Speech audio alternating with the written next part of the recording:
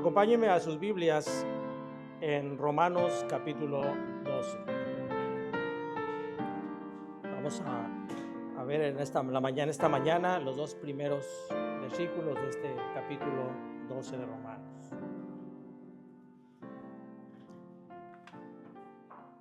El gran predicador Martyn Lloyd-Jones escribió en el prólogo a su comentario sobre el Sermón del Monte lo siguiente, y dice así: al examinar cualquier enseñanza, es norma sabia proceder de lo general a lo particular. Solo así se puede evitar el peligro de que los árboles no nos dejen ver el bosque. Fin de la cita. Y esta es la manera en que nosotros hemos estado considerando cada capítulo de la carta del apóstol Pablo a los romanos. No nos detenemos a hacer una predicación versículo a versículo, porque corremos el riesgo, como dice Martyn Lloyd-Jones, de no ver nosotros el bosque completo. Lo que hacemos nosotros es tomamos un pasaje, lo miramos como si estuviéramos en una montaña y tuviéramos un valle, el cual estuviéramos viendo todo completamente el bosque. Por eso nosotros desarrollamos regularmente pasajes largos e incluso capítulos enteros para discernir todo el asunto que Pablo está tratando en esa parte de la carta. Ahora nosotros lo que vamos a considerar va a ser, a partir del capítulo 12, Pablo va a cambiar el discurso. Nosotros hemos estado viendo en los primeros 11 capítulos, Pablo está tratando temas doctrinales, temas teológicos, pero a partir del capítulo 12, Pablo parece como si estuviera cambiando completamente el tema de la carta. Sin embargo, no es así. Lo que va a hacer Pablo ahora es que él apuesta a que sus oyentes ya han entendido los temas que ha tratado en los anteriores capítulos. Pablo ya entiende que sus oyentes, entre ellos nosotros, se han hecho un autoexamen reconociéndose como pecadores, han recibido el evangelio de la salvación, han obtenido el favor de Dios, y por eso ahora lo que va a tratar Pablo a partir del capítulo 12 es la manera en que todo cristiano debe comportarse. Y esto es muy importante que nosotros lo conozcamos porque estamos viviendo en una época muy peligrosa para la iglesia. La iglesia ha abandonado su espiritualidad para entregarse a una superficialidad amoldada a lo que dicta el mundo. Por eso no nos extrañe que la gente no encuentre ninguna diferencia entre un cristiano y un mundano, y esa es la razón por la cual a las personas no les interesa conocer de Dios. El Señor dice: por causa de vosotros mi nombre es blasfemado entre las naciones. Viendo entonces que Pablo ahora va a instruirnos sobre algunos de los deberes cristianos, vamos a ir tomando cada uno de esos deberes y los vamos a ir desarrollando de tal manera que nos apropiemos de su esencia y lo apliquemos completamente a nuestras vidas. Es de ahí la importancia que debemos de tomar mucha atención también a estos capítulos que vamos a ir viendo, porque nos van a servir a nosotros mucho de nuestro crecimiento espiritual, como lo veíamos en el estudio de nuestra confesión. Así que en los capítulos anteriores, como les refería, los vimos como si de una manera muy amplia, como si estuviéramos viendo un bosque para no perdernos de toda la estructura del tema que estaba tocando Pablo, pero ahora vamos a aplicarlo de una manera un poco más corta. En algunos momentos va a ser un poco más corta los versículos que vamos a tomar, y tomando la frase de Martyn Lloyd-Jones, ahora sí lo que nosotros iremos viendo va a ser cada uno de los árboles del bosque. Veremos cada uno de los temas, de los puntos que Pablo quiere tratar aquí, de manera que nosotros podamos ir tomando la esencia de cada uno de ellos. Así que, hermanos, que Dios nos ayude en la predicación de esta mañana, que nos ayude a examinarnos a nosotros mismos para tomar la decisión de actuar como unos verdaderos cristianos y de esa manera honremos a nuestro Señor. Vamos a orar y poner en manos del Señor este sermón. Padre, gracias te damos, Señor, por permitirnos poder escudriñar tu santa palabra. Y ahora, Señor, que vamos a ver estos temas acerca de nuestra santificación, rogamos, Señor, para que nos abras el corazón y que de verdad, Padre, podamos nosotros tomar esa decisión de servirte, de permitir que el Espíritu Santo obre en nuestras vidas para que de esa manera nosotros podamos glorificarte en cada acto. Pedimos, Señor, que quites toda distracción, toda situación que nos impida el poner oídos atentos a todo esto que tienes para nosotros, porque te lo pedimos en el precioso nombre de nuestro Señor y Salvador Jesucristo. Amén. Romanos capítulo 12, versículo 1 dice: así que, hermanos, os ruego por las misericordias de Dios que presentéis vuestros cuerpos en sacrificio vivo, santo, agradable a Dios, que es vuestro culto racional. El ruego de Pablo, con el que inicia os ruego, es más que un ruego, es una exhortación. De hecho, la frase original del texto no es os ruego, sino que dice exhorto a vosotros. Es así como viene la frase original, exhorto a vosotros. Y la palabra exhortar significa animar, aconsejar a alguien de manera firme, de manera autoritaria a hacer algo, sabiendo el que exhorta que esto le conviene al que es exhortado y que además tiene la autoridad para hacerlo. Un padre de familia exhorta a un hijo a comportarse decentemente porque sabe que le conviene a su hijo comportarse de esa manera. Y además porque tiene la autoridad para hacerlo, tiene la autoridad para exhortar a este hijo a comportarse porque sabe que le conviene lo que va a hacer. Pero no únicamente tiene la autoridad paternal, sino que también tiene la autoridad moral para hacerlo. No es únicamente que un padre tenga la autoridad paternal, se requiere que este padre tenga la autoridad moral.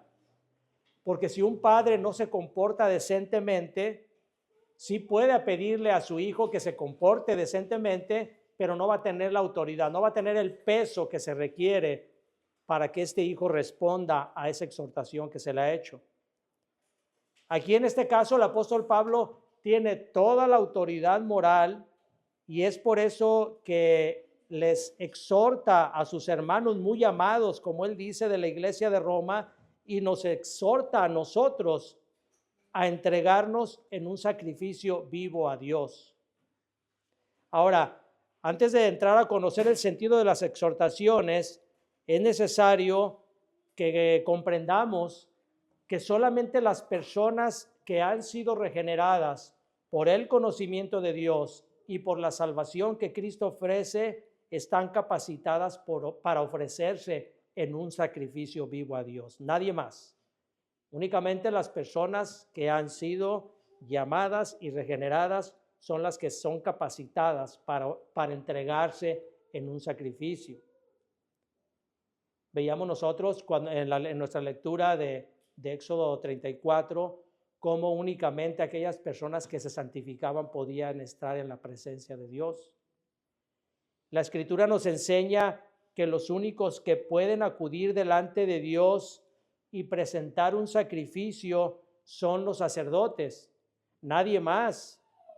En el Antiguo Testamento se mencionan casos en que incluso cuando un rey se presentaba a ofrecer un sacrificio, era castigado por Dios, porque eran únicamente los sacerdotes los que tenían esa facultad de presentar un sacrificio.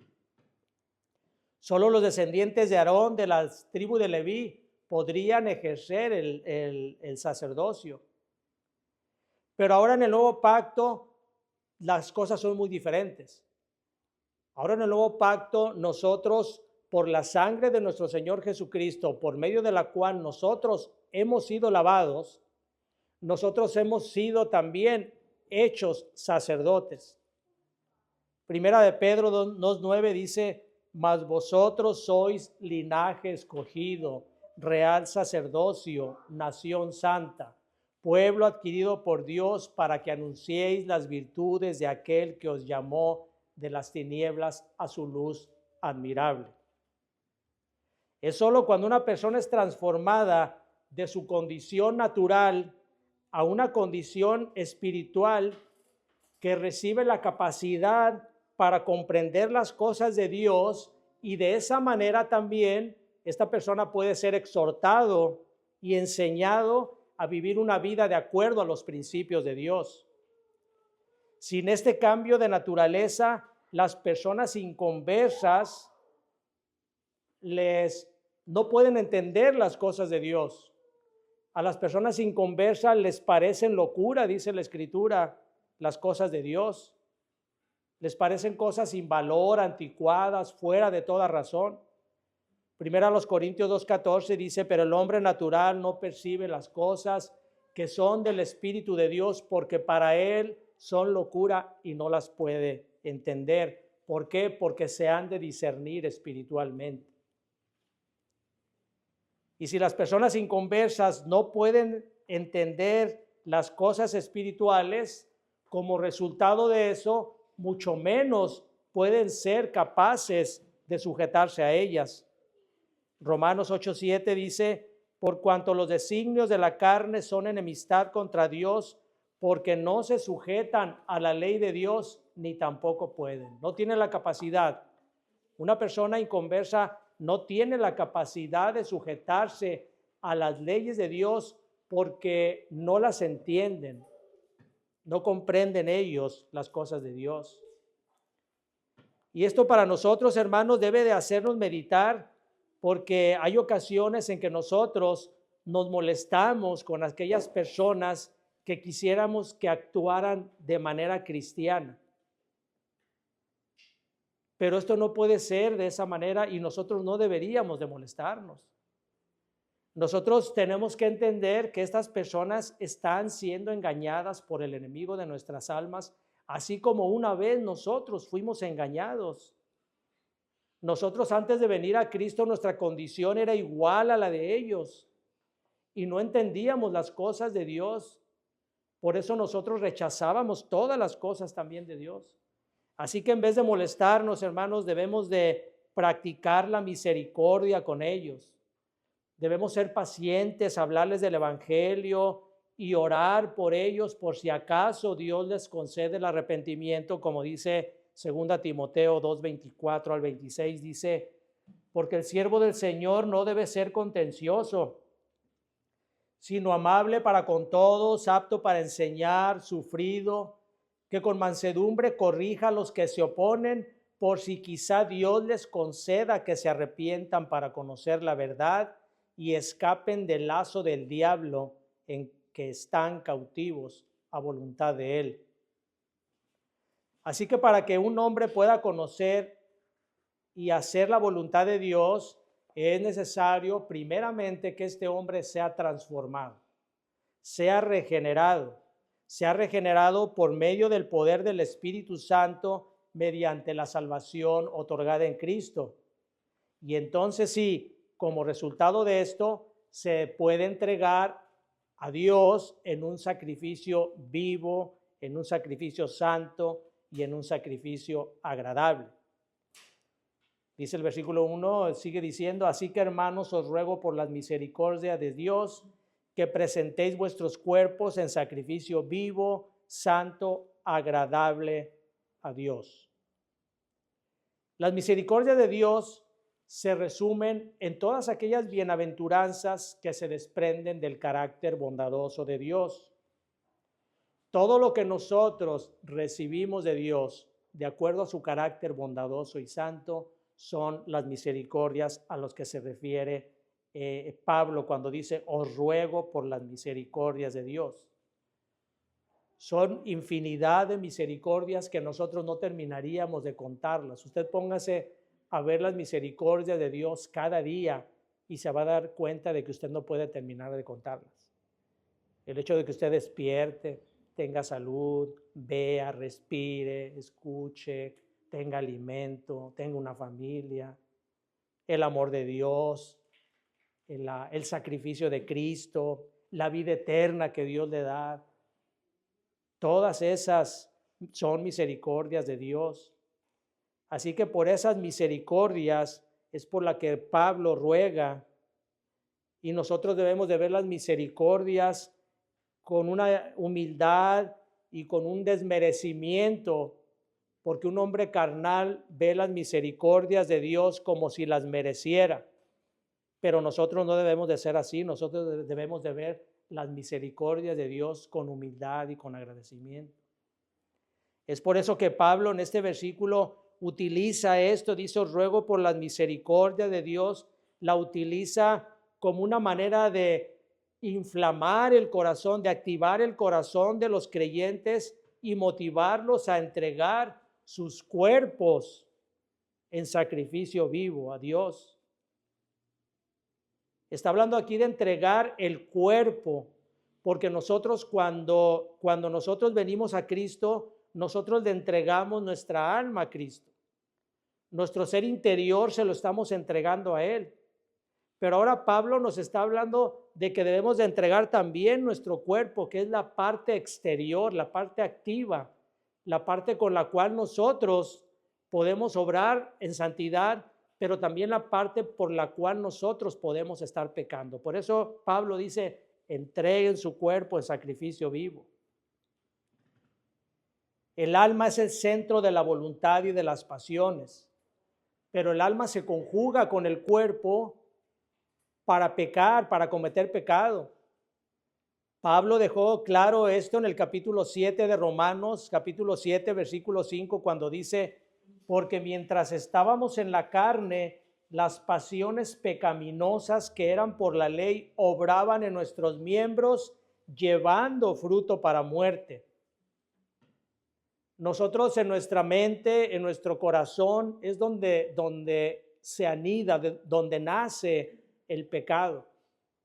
Muchos de los pecados nosotros los cometemos con la mente, pero la mayoría de los pecados nosotros los cometemos cuando esta mente actúa con el cuerpo para llevarnos a cometer ese pecado. Es por eso que una vez que nosotros entregamos nuestra mente, debemos entregar también nuestro cuerpo para evitar que el pecado siga obrando en nosotros.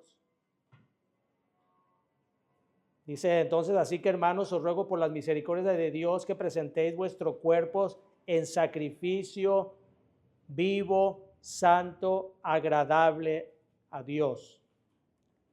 La entrega de nuestro cuerpo debe ser un sacrificio vivo. Al ser regenerados en Cristo, nosotros ya morimos al viejo hombre. Nosotros ya nacemos en nueva vida. Somos unas nuevas criaturas. Ya no pertenecemos a la esclavitud del pecado. Ahora nosotros ya pertenecemos a Cristo.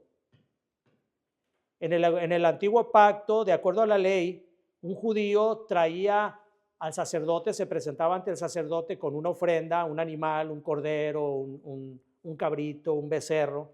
Se presentaba al sacerdote, el sacerdote lo mataba, lo colocaba en el altar, rociaba el altar con la sangre y de esa manera beneficiaba a la persona que lo había llevado.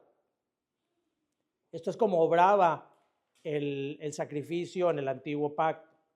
Pero en el nuevo pacto ya no es así. El sacrificio de Cristo como la ofrenda por el pecado y como nuestro sumo sacerdote entró una vez y para siempre en el lugar santísimo, habiendo obtenido una eterna redención para nosotros. Cristo ya se sacrificó. Nosotros no tenemos que sacrificar ya nada para el perdón de nuestros pecados.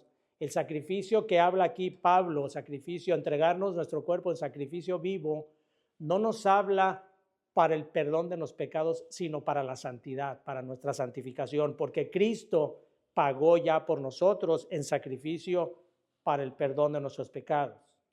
Los sacrificios de animales entonces ya han dejado de tener efecto en el nuevo pacto. Ya no hay más sacrificios, ni va a haber sacrificios de animales. No va a haber una restauración del templo físico como algunas teorías lo dicen. Tampoco va a haber una restauración de sacrificios de animales, porque eso es contrario. Eso sería blasfemar, insultar, ofender el sacrificio que Cristo hizo ya. No puede haber ya más, ya Cristo lo hizo. Con el sacrificio hecho por Cristo, ahora los redimidos por Él, debemos ofrecernos nosotros mismos en sacrificio vivo. ¿Y qué es este sacrificio vivo? ¿Cómo es que nosotros debemos de ofrecerlo? Hay un ejemplo que podemos tomarlo para esto. ¿Cómo es que nosotros nos entregamos en un sacrificio vivo? En aquel pasaje donde el profeta Natán reprende a David por su adulterio con Betsabé.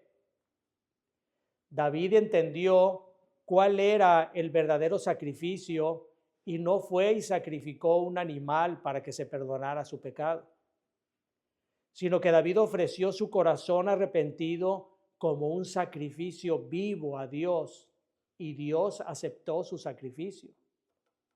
Dios lo perdonó. Ese es el sacrificio vivo, el entregar nuestro corazón arrepentido como un sacrificio a Dios. Dice Salmo 51, 17, es David hablando acerca, dice, los sacrificios de Dios son el espíritu quebrantado. Al corazón contrito y humillado no despreciarás tú, oh Dios.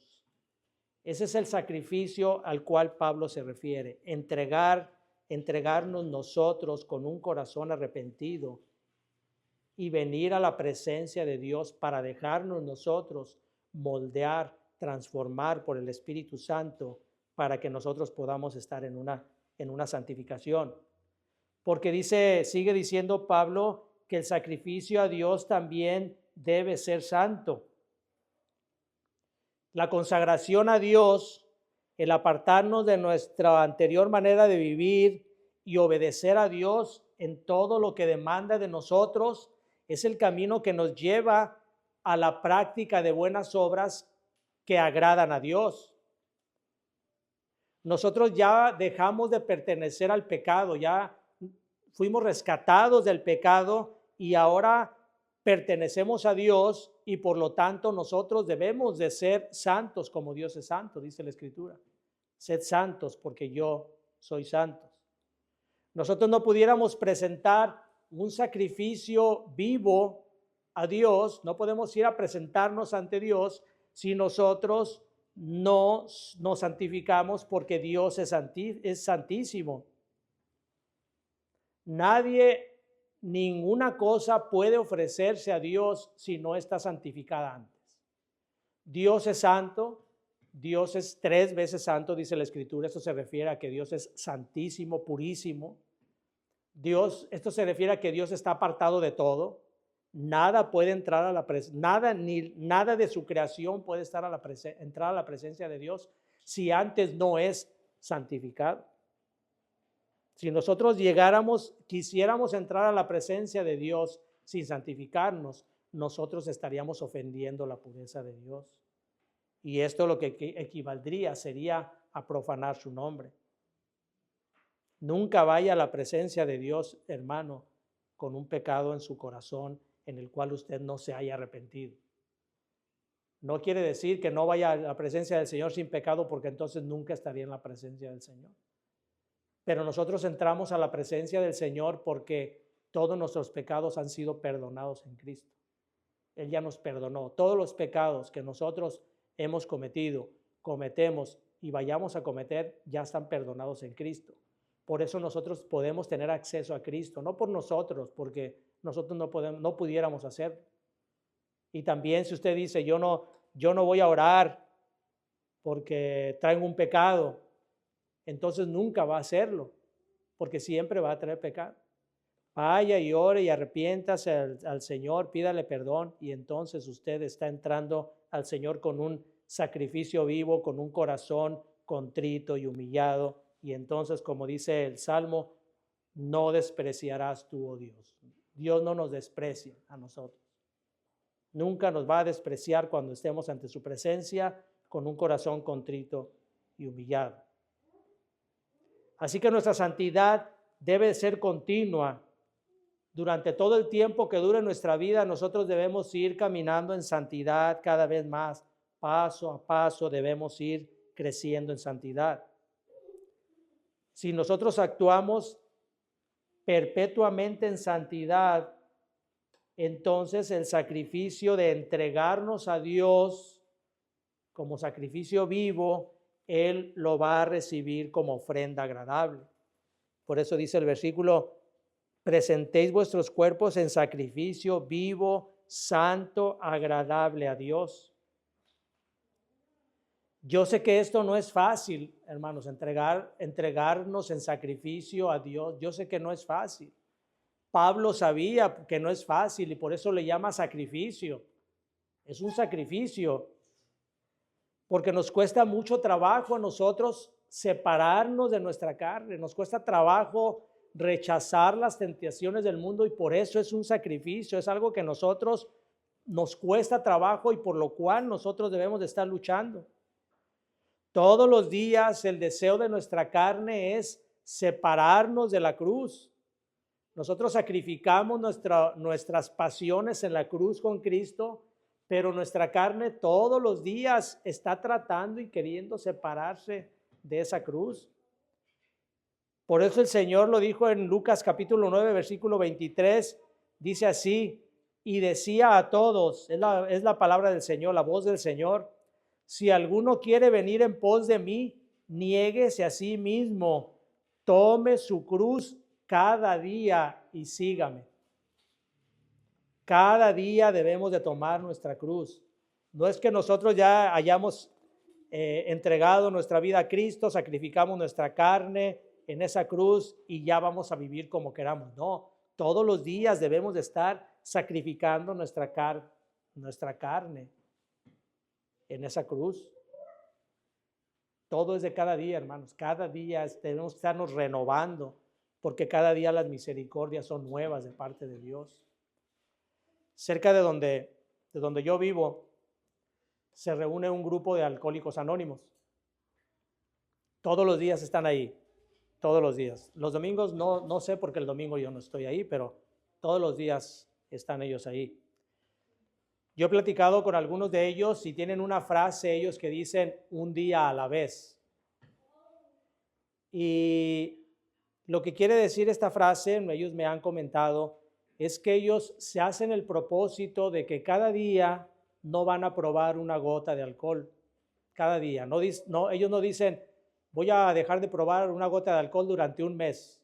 No, ellos dicen cada día. Cada día inician y ese día se hace el propósito.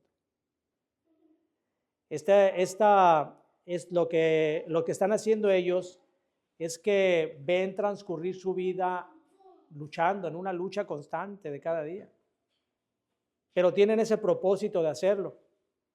Y ese mismo propósito deberíamos nosotros de hacernos, de cada día tomar la decisión de entregarnos a Cristo en un sacrificio vivo, santo y agradable. No podemos nosotros tomar plazos largos porque no los vamos a cumplir. Yo recuerdo en la religión tradicional, cuando una persona era alcohólico y quería dejar de tomar, hacía lo que le llamaban juraban. Iban con el sacerdote y le decía: quiero jurar, voy a dejar de tomar durante un mes. Y sí, le batallaban, pero sí, la mayoría, no sé si la mayoría, pero muchos de ellos sí dejaban de tomar, juraban. Iban al templo, juraban ante alguien, y durante un mes no tomaban. Pero estas personas esperaban con ansias que se terminara el tiempo que ellos habían jurado para reponer todo el tiempo y volver a tomar, y lo hacían con más ganas. Eso era porque era algo de la carne, era algo que hacían, era algo que ellos mismos se querían hacerlo por sus propios medios. Pero nosotros no es así, hermanos. Nosotros tenemos al Espíritu Santo que nos ayuda. Tenemos una ventaja muy grande. Únicamente depende de nosotros el que nosotros pongamos nuestra voluntad para hacer esto que Dios demanda de nosotros. Dice el versículo: así que, hermanos, os ruego por la misericordia de Dios que presentéis vuestros cuerpos en sacrificio vivo, santo, agradable a Dios, que es vuestro culto racional. La palabra culto tiene que ver con adoración y la palabra racional tiene que ver con lógico o con razonable. Y es por ello que para nosotros, que ya hemos entregado nuestro cuerpo vivo, santo, agradable a Dios, es lo más lógico que si nosotros hemos recibido de Dios todas las misericordias, como respuesta a esto, nosotros entonces nos entreguemos en un culto, en una adoración perpetua a Dios. Esto sería lo más razonable para nosotros. Si nosotros hemos recibido la vida eterna, si Cristo pagó por nuestros pecados, si tenemos una vida plena, entonces lo más razonable, lo más lógico es que nosotros nos entreguemos en un sacrificio vivo a Dios. Ahora, esta adoración a Dios debe de darse de corazón, desde el interior. Esto no es algo exterior. La verdadera adoración a Dios está en el corazón. No quiere decir que nosotros no debamos de exteriorizarla, por supuesto. Nosotros debemos de confesar a Cristo que es nuestro Salvador. Debemos nosotros de practicar nuestra vida cristiana, pero sobre todo nuestra adoración a Dios debe de salir de nuestro interior. No se trata de venir o de ir en una iglesia a hacer espectáculos para que la gente crea que realmente estamos adorando a Dios. Tampoco se trata de que únicamente nosotros digamos, bueno, yo sí adoro a Dios en espíritu, pero yo no voy a la iglesia. Y dicen, yo no fui a la iglesia, pero mi espíritu estaba presente ahí. Esto no es agradable a Dios. Tiene que haber una entrega tanto del espíritu como de la carne. Y hay personas que lo hacen. No estuve presente ahí, pero ahí estuvo mi espíritu con ustedes. Esto no es adorar a Dios. A Dios se le adora con todo lo que tenemos, con todo nuestro ser. Tampoco la adoración debe de darse únicamente los domingos en la iglesia. La verdadera adoración a Dios se da todos los días, en todo momento, en todo acto que realicemos y en todo lugar. Primera a los Corintios 10:31 dice, si pues coméis o bebéis o hacéis otra cosa, hacedlo todo para la gloria de Dios. Así es como nosotros debemos de entregarnos a Dios en sacrificio vivo, santo y agradable, porque es lo más razonable que nosotros glorifiquemos a Dios en cada acto de nuestra vida por todo lo que ha hecho con nosotros. Dice el versículo 2, no os conforméis a este siglo, sino transformaos por medio de la renovación de vuestro entendimiento, para que comprobéis cuál sea la buena voluntad de Dios, agradable y perfecta. Si en el primer versículo Pablo nos está exhortando a entregarnos a Dios en sacrificio vivo, santo y agradable, este versículo lo que nos va a hacer ahora es llevarnos a la práctica. ¿Qué es lo que resulta nosotros de habernos entregado a Dios? Aquí Pablo nos va a decir lo que no debemos hacer y lo que debemos hacer. Primeramente, Pablo nos dice lo que no debemos hacer y nos dice, no os conforméis a este siglo. El significado de esta frase es que nosotros no debemos de copiar, no debemos de hacer las costumbres perversas que este siglo malo ofrece. Y no nos está hablando a nosotros únicamente de nuestra época. Pablo no está hablando de nosotros en exclusiva. Durante toda la existencia del mundo, el mundo ha ofrecido costumbres perversas para los hijos de Dios. Ha querido atraerlos para eso. Ahora, esta amonestación que hace Pablo no es gratuita. Los cristianos no la hemos ganado. Por un lado queremos vivir como cristianos, pero por el otro lado queremos disfrutar todo lo que el mundo ofrece. Y Pablo nos advierte de no ceder a las diversas manifestaciones del pecado. Hay una larga lista de todo aquello de lo cual nosotros debemos de cuidarnos para llegar a la meta que es entregarnos a Dios. En cada época ha habido diferentes atracciones al pecado. Nosotros en esta época tenemos mucho más que en cualquier otra época por los medios de comunicación. Todo lo que se hace, todas las malas costumbres que se hacen en otros países, nosotros las conocemos inmediatamente. No llegan con tiempo después. En algunas otras épocas de la historia, las costumbres malas de los grandes imperios, sobre todo, que eran lo que tenía más concupiscencia, los grandes imperios por su dinero eran los que atraían más, tendían más al pecado, tardaban en llegar esas costumbres a los pueblitos. Aquí en México todavía, años atrás, muchos años atrás, las malas costumbres que se iniciaban, sobre todo en los Estados Unidos, tardaban en llegar a las ciudades y tardaban más tiempo en llegar a los pueblitos. Cuando ya las modas de las malas vestimentas ya en las ciudades se conocían, todavía uno podía llegar a los pueblitos y todavía las mujeres vestían de manera recatada. No les llegaba ya. Pero hoy no, hermanos, hoy ya tenemos muchas cosas que nos llegan inmediatamente en cuanto el mundo las hace. Hay una lista grande que nosotros podemos tomar algunas para ejemplificar esto. Nosotros debemos de cuidarnos de no utilizar lenguajes groseros y ofensivos. Debemos de evitar escuchar canciones indecentes que promueven la delincuencia, la degradación de las mujeres, la vulgaridad. Yo no entiendo cómo hay grupos de feministas que están en contra de muchas cosas, en contra de los hombres, y sin embargo apoyan a esos cantantes que las insultan, que las menosprecian, que las ofenden, y a esos cantantes los promueven, incluso los premian por todo lo que hacen con estas canciones. Debemos evitar leer libros con contenidos inmorales, con contenidos místicos, de oscurantismo, de magia. Estos libros, la mayoría de las veces, son disfrazados como inofensivos, pero están cargados de mensajes satánicos.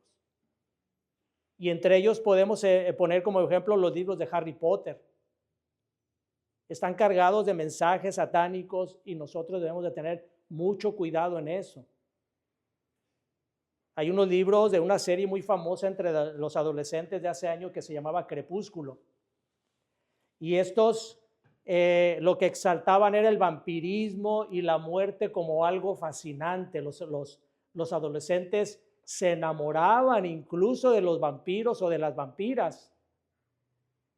Y estos libros eran muy entre los adolescentes, y yo les digo que son muy engañosos, porque a mí me tocó ver a padres cristianos que permitían que sus hijos leyeran esos libros.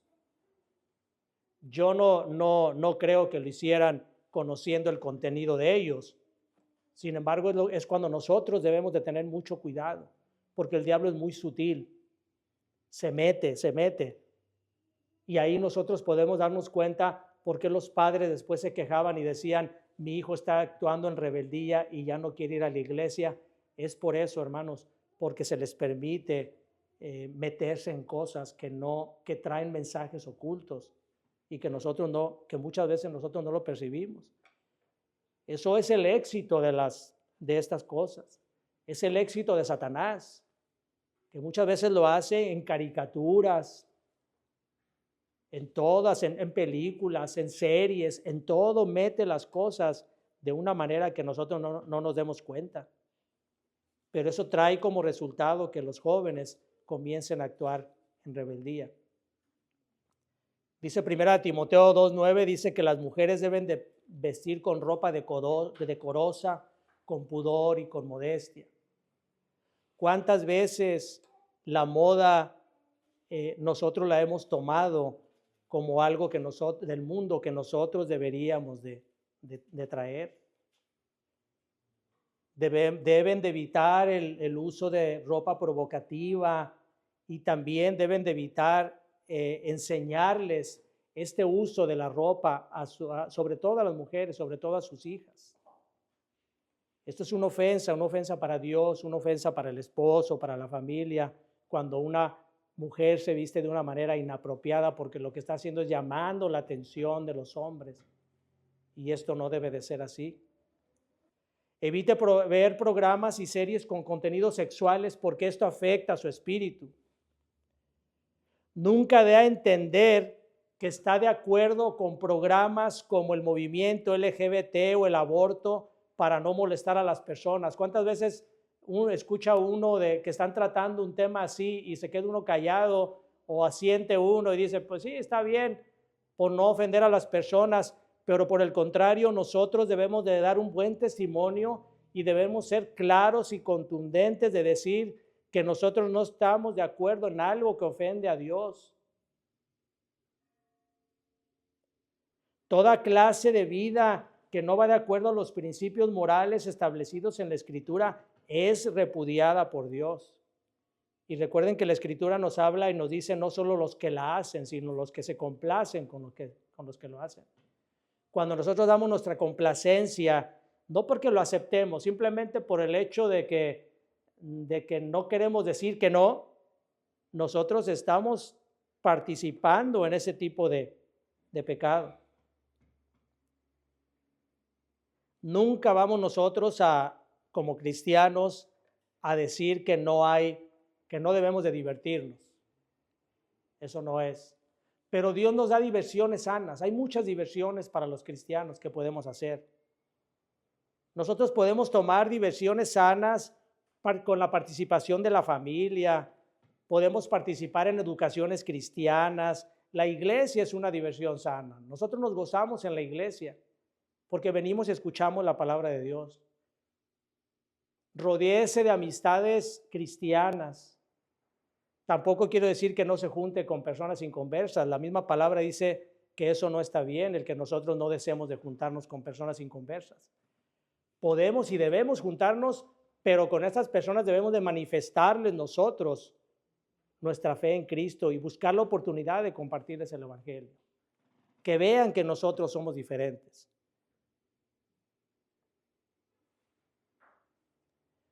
Hay maneras de vivir vidas felices, hermanos, pero nunca debemos de vivir una vida que ofenda la gloria de Dios.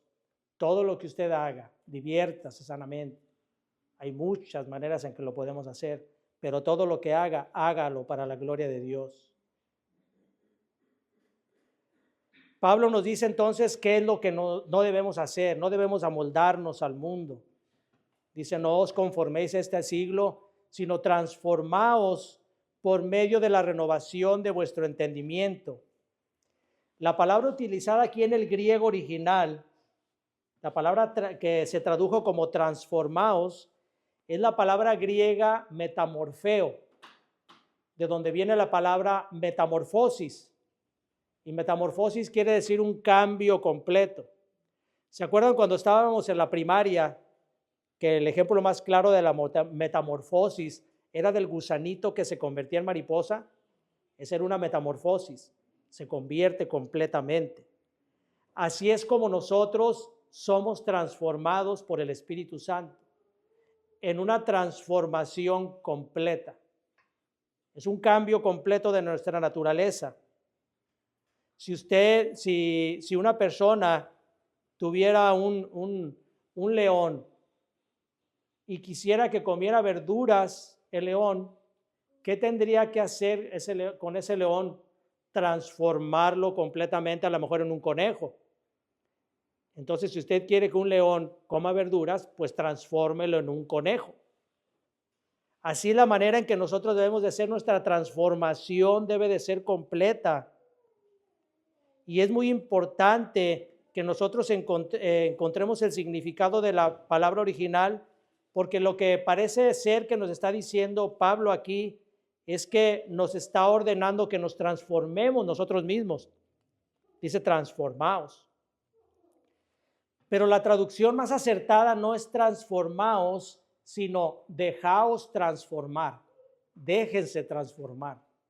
Porque nosotros no podemos transformarnos por nosotros mismos. Nosotros no somos los que obramos en nuestra salvación, sino el Espíritu Santo que obra en nosotros es el que nos transforma. Segunda Corintios 3:18 dice, la Nueva Versión Internacional dice de esta manera: así todos nosotros, que con el rostro descubierto reflejamos como en un espejo la gloria del Señor, somos transformados a su semejanza con más y más gloria por la acción del Señor, que es el Espíritu. Nosotros somos transformados por la acción que hace Dios en nosotros por medio del Espíritu Santo. Y el Espíritu Santo es quien logra esta transformación por medio de la renovación de nuestro entendimiento. Como dice aquí, no os conforméis con este siglo, sino transformaos, déjese transformar por medio de la renovación de su entendimiento. Nuestra transformación externa es efectuada por un cambio primeramente interno de nuestro entendimiento. Primero tiene que haber un cambio en nuestro entendimiento para entonces poder ser transformados en nuestro exterior. Y así que el medio que aplica el Espíritu Santo para transformar nuestra mente es la palabra de Dios. El Espíritu Santo va a transformar nuestra mente, nuestro entendimiento, por medio de la palabra de Dios. Salmo 119:11 dice, en mi corazón he guardado tus dichos para no pecar contra ti. La acción de una mente renovada transforma todo nuestro ser de tal manera que obliga a nuestro cuerpo a obedecer los mandatos de Dios. Esa es la acción de una mente renovada. Una mente renovada hace que el cuerpo se someta a los deseos de la mente para obedecer los mandatos de Dios. Dice el último párrafo del versículo 2, dice, por medio de la renovación de vuestro entendimiento, para que comprobéis cuál sea la buena voluntad de Dios, agradable y perfecta. Finalmente, aquí el apóstol describe el glorioso resultado de esta transformación. Nos demuestra que para discernir la voluntad de Dios para nuestras vidas, los creyentes debemos estar constantemente meditando en la palabra, para que sea el Espíritu Santo el que nos revele cuál es la voluntad de Dios agradable y perfecta. Ese es el fin de que nosotros hayamos entregado nuestros cuerpos en sacrificio vivo, santo y agradable a Dios. Que nos hayamos dejado transformar por el Espíritu Santo y que nosotros seamos renovados en nuestro entendimiento. Ahora el fin es que nosotros vamos a conocer cuál es la voluntad de Dios, que es una voluntad agradable y perfecta. Ese es el beneficio que nosotros obtenemos. Cuando nuestra mente es transformada, nuestra capacidad de entendimiento de las cosas espirituales se va abriendo cada vez más en un constante crecimiento y nuestra voluntad se rinde a todo aquello que va de acuerdo a la voluntad de Dios. Esto es a lo que nosotros llamamos, a lo que se llama la santificación progresiva. Nuestra mente está siendo transformada de tal manera que vamos a ir creciendo, se nos va abriendo cada vez más la mente para ir conociendo cuál es la voluntad de Dios. Pero esto únicamente lo vamos a entender cuando somos transformados por el poder del Espíritu Santo, mediante la acción de la palabra. Ese es de ahí en donde nosotros entra la voluntad de nosotros, está recibiendo los medios de gracia. Somos atraídos constantemente por el mundo y es necesario, por lo tanto, que nos dejemos transformar constantemente por el poder del Espíritu Santo que nos fue otorgado cuando pusimos nuestra fe en Cristo. Es únicamente de esta manera en que nosotros vamos a tener la capacidad de rechazar todo lo que el mundo nos ofrece y que nos está llevando constantemente al camino de la perdición.